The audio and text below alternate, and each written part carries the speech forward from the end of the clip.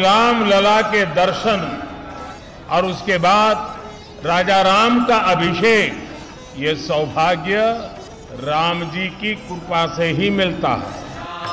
सिया राम जय जय राम।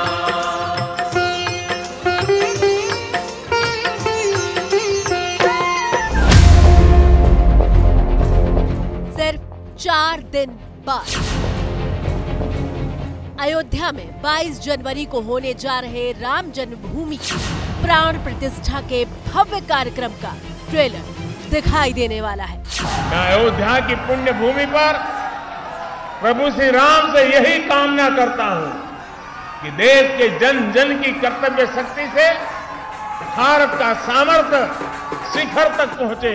भवन में आए हैं श्री राम, भवन में आए हैं श्री राम, अवध में आए हैं श्री राम, भवन में आए हैं श्री राम। 30 दिसंबर वो तारीख है जब देश ही नहीं बल्कि दुनिया की नजरें भी अयोध्या पर टिकी होंगी। प्राण प्रतिष्ठा के कार्यक्रम का ट्रेलर इसलिए क्योंकि 30 दिसंबर के दिन प्रधानमंत्री मोदी न सिर्फ अयोध्या पहुंच रहे हैं बल्कि अयोध्या की सड़कों पर उनके करीब 15 किलोमीटर लंबा रोड शो करने का प्लान है। मोदी का यह अयोध्या दौरा कई मायनों में खास है। अपने इस दौरे में प्रधानमंत्री मोदी अयोध्या में पूरी हो चुकी कई योजनाओं को समर्पित करेंगे, अगली योजनाओं का ऐलान करेंगे। 30 दिसंबर को मोदी सबसे पहले मर्यादा पुरुषोत्तम श्री राम एयरपोर्ट पहुंचेंगे। जानकारी के मुताबिक यहां से वो अयोध्या धाम रेलवे स्टेशन जाएंगे, जहां वंदे भारत ट्रेन को हरी झंडी दिखाएंगे। मैं जानता हूं मोदी जनसभा को भी संबोधित करेंगे और माना जा रहा है कि पीएम मोदी को सुनने के लिए 2 लाख से ज्यादा की भीड़ जमा हो सकती है। राम अयोध्या के राजकुमार थे, लेकिन आराध्य वो पूरे देश के हैं। भगवान राम के आदर्शों पर चलना हम सभी भारतीयों का कर्तव्य है। दरअसल राम मंदिर 2024 के लोकसभा चुनाव में बीजेपी का सबसे बड़ा दांव माना जा रहा है।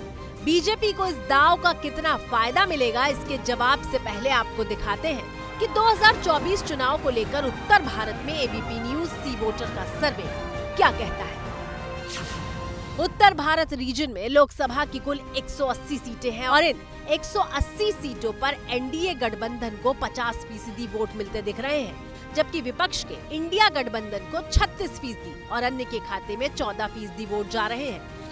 वोट प्रतिशत के बाद सीटों का आंकड़ा देख लेते हैं। ओपिनियन पोल के आंकड़ों के मुताबिक उत्तर भारत रीजन की 180 सीटों में एनडीए गठबंधन को 150 से 160 सीटें मिलती दिख रही हैं, जबकि इंडिया गठबंधन को सिर्फ 20 से 30 सीटें मिलने का अनुमान है। 2024 में उत्तर प्रदेश की 80 की 80, देश में 400 पार और तीसरी बार प्रचंड बहुमत की मोदी सरकार, यह जनता ने ठान करके बैठा हुआ है। इस समय आंधी और सुनामी और सब कुछ चल रहा है। ये जो ठगबंधन है, जो घमंडिया गठबंधन है, ये कहीं टिक नहीं पाएगा। अब की बार 400 के पार होगा। भारतीय जनता पार्टी माननीय मोदी जी के नेतृत्व में प्रचंड बहुमत की पुनः सरकार बनेगी। मोदी जी है तो मुमकिन है, ये दुनिया इस सच्चाई जान चुकी है। स्वाभाविक है कि आंकड़े देखकर यूपी बीजेपी के नेताओं का मन पल्लियों उछल रहा है और जानकार भी मान रहे हैं कि राम मंदिर का फायदा बीजेपी को जरूर मिलेगा।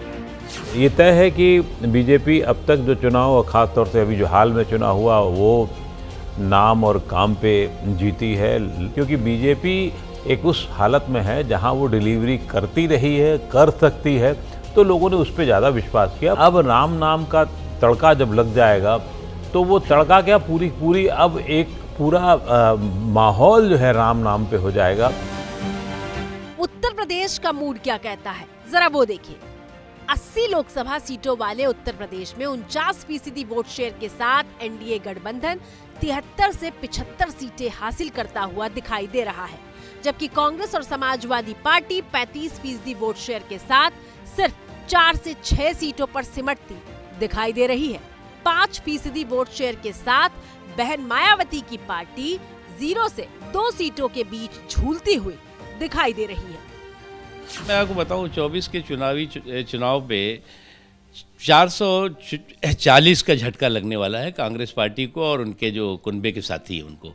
ये जो कुनबे की चिक-चिक किच-किच चल रही है उससे स्पष्ट है कि ये 24 के चौराहे से 34 के चौक तक पहुंचने की कोशिश है।